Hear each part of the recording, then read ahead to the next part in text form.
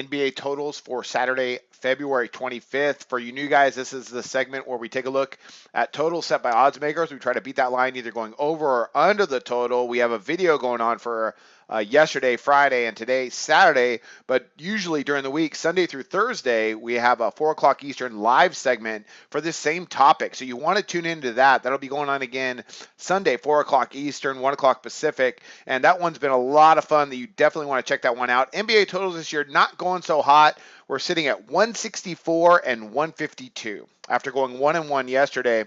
We got 2 plays on the card today. This has been a very, very difficult year for totals in the NBA.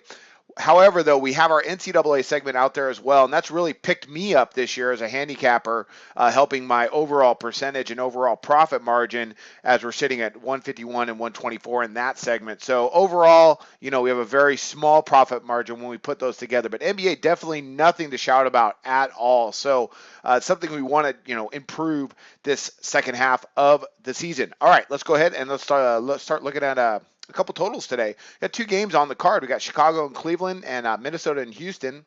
So we'll look at the Chicago-Cleveland game first. Don't forget, we got SBRpicks.com as well. A lot of great handicappers on there. Sportsbook Review, you got to check it out. Our main website where you can get all the numbers, sign-up bonuses, YouTube channel, Facebook page. It's all there. Let's start looking at this one here with LeBron and company. I'm going under this 216.5. Now, this was hard for me to go under, but I just cannot pull the trigger on the over. We look at the totals here set by, now Chicago's actually started to play some defense this year. And here's a really surprising statistic. Chicago has won, they've beaten Cleveland the last 3 times they played them, dating back to last April. And we have finals there of 105 to 102, 111 to 105, and 106 to 94. There's, of course, way different personnel in the last matchup. There was some rest going on and things like that. I'm fully aware of that, okay? But this line here, 216.5, let's look at the totals of the last few times they've met up. 204, 208.5, 204.5, 206, 202. We've never seen a total this high. And I got stats back here, totals, dating back to 2003. And there's never been a total this high at 216.5. And normally, if you guys have been watching my videos, this is where I really like to pull the trigger and hammer the over. But I just cannot do it. I've got to go under the total on this one. I think that's the best way to go. And I'm going to tell you why. Because although Cleveland pushes pace, they're not going as fast as last year. Now, I had them on the over versus New York the other day, but that ended up at 223. We ended up with a push. And that was a little bit disappointing.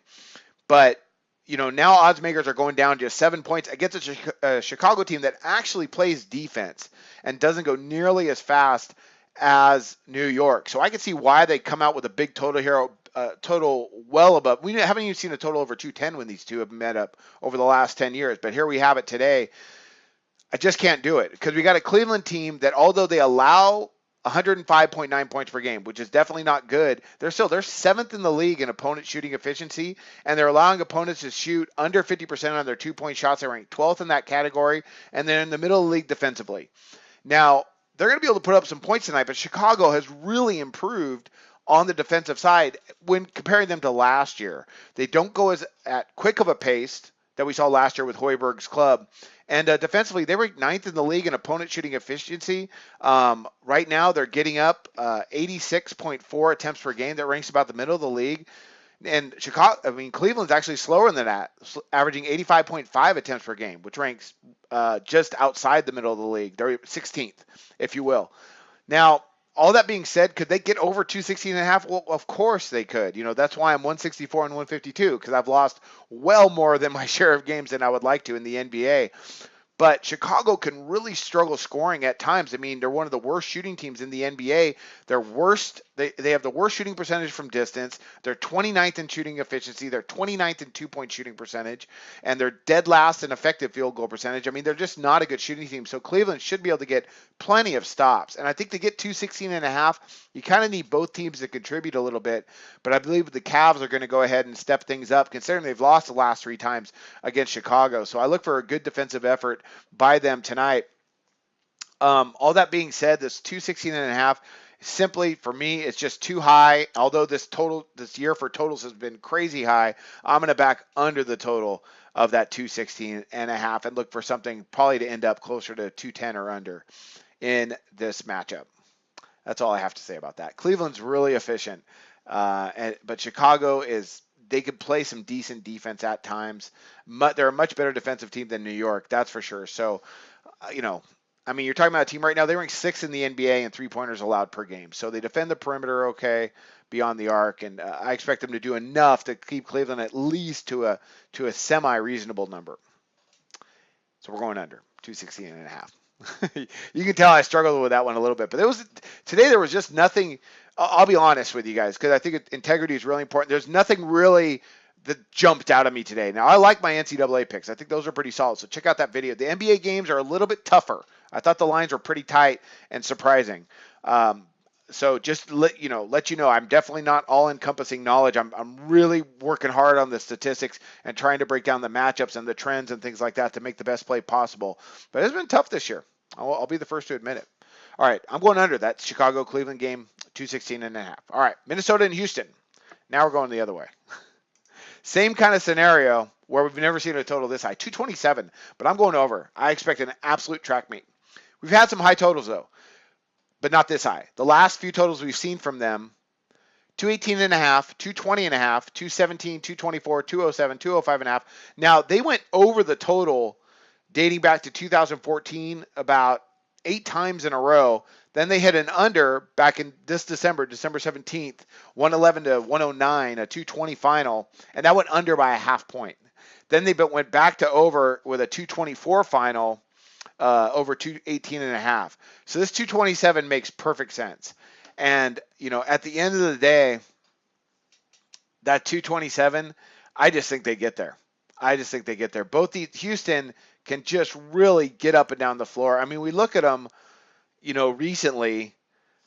I mean, they put up, that 129 against New Orleans. Now they get to go back home and face a Minnesota team that can really, really struggle defensively. So, we look at these teams statistically. Surprisingly, Tom Thibodeau's club is not playing nearly to the type of defense that we would expect from him. But they're young and they can get up and down. They're scoring 104.8 points per game, and they shoot decently well. They rank in the top 10 in a lot of offensive categories. They're 9th in overall shooting percentage. They're 9th in 2-point shooting percentage. They're 14th in shooting efficiency. They're 15th in effective field goal percentage. And they get the opportunity to face a Houston team that just loves to get up and down the floor, as they average about 87 attempts per game, which ranks 7th in the NBA. As well, Houston under Mike D'Antoni, they're going to score. I mean, they're averaging 46.6% from the floor. That ranks 8th. They're 2nd in efficiency. They're 2nd in effective field goal percentage. I'll give you one guess who they're behind. They're 55. They shoot 55.2% of their 2-point shots because they get to the rack. I just expect this to get up and down. So that 227, it looks really high. And my first inclination always is I'm more of an under player because I really like to see the defenses come to play. That's just kind of how I'm built. I've mentioned that before. Minnesota, though, I just don't see them stopping Houston much tonight. I mean, right now they're allowing opponents 47.2% for the floor. That ranks 3rd to last in the league. So look for this to really get up and down tonight, for both these teams to score and for them to get over 230. I think it's going to be a really high-scoring affair. That's it. Let's break these down one last time. We got Chicago, Cleveland under the 216.5. Minnesota, Houston over the 227. Not a big slate of games. Be sure to check out our NCAA segment and tune in for our live segment, in which I hope you will come in and contribute. And that's 4 o'clock Eastern on Sunday. And I wish you luck on your picks today. Go to SBRodds.com. Browse, compare, and shop live odds available at top online sportsbooks.